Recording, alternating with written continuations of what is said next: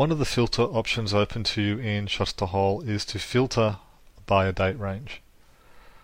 Before I do this, I'm just going to check in with Demo 3 Player and see the rounds. There's 133 rounds from February 13, 2010 through to 2007.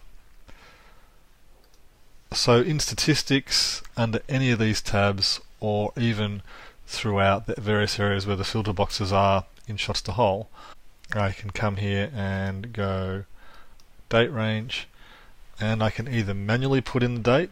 So I want to have a look at January 1, 2007 to December 31, 2007. So I've got my 2007 year there. The other way I can do it is to use the calendar here and select a particular date.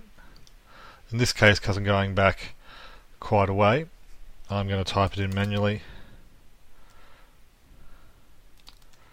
So I'm looking at 2007 versus 2008.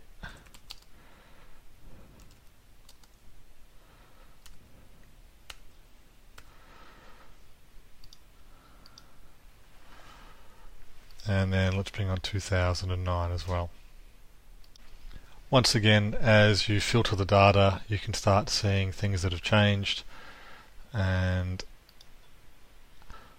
throughout time which areas have improved. So this particular golfer's short game has really improved, while the other areas have stayed similar or dropped off slightly.